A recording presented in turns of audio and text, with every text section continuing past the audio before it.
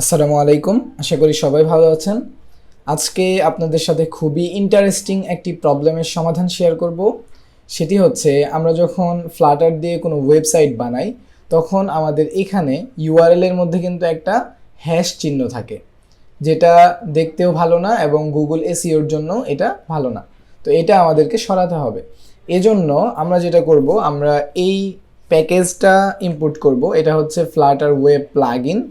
এটা করার পর আমরা জাস্ট এখানে লিখে দিব সেট ইউআরএল স্ট্র্যাটেজি এবং গেটএক্স যদি আপনি ব্যবহার করেন তাহলে এখানে আপনি রাউটিং কনফিগার করতে পারেন। এটা আমাদের টপিক না, টপিক হচ্ছে ইউআরএল স্ট্র্যাটেজি, এটা ব্যবহার করা। জাস্ট এক লাইন কোড আপনি লিখে দিবেন এবং এরপর আপনি যদি এটাকে রিস্টার্ট করেন।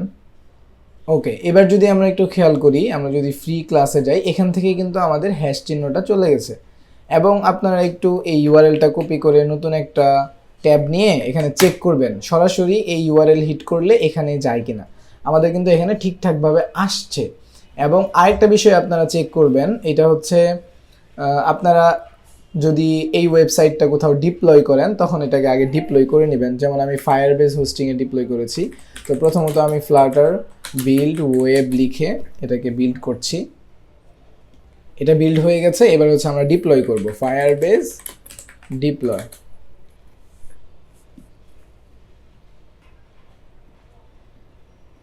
আমাদের কিন্তু এটা ডিপ্লয় হয়ে গেছে। এবার আমরা চেক করব যে আমাদের ডিপ্লয় হওয়ার পর লাইভ যখন থাকে তখন কাজ করে কিনা।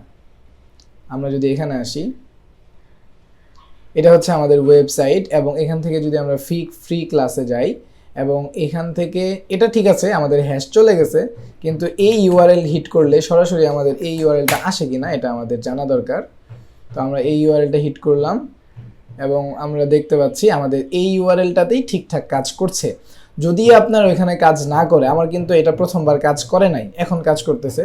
যদি না কাজ করে তাহলে আপনারা যেটা করবেন, এখানে ফায়ারবেস ডট জেসন, এটা শুধু ফায়ারবেস হোস্টিং ব্যবহার করার ক্ষেত্রে এই প্রসেসটা।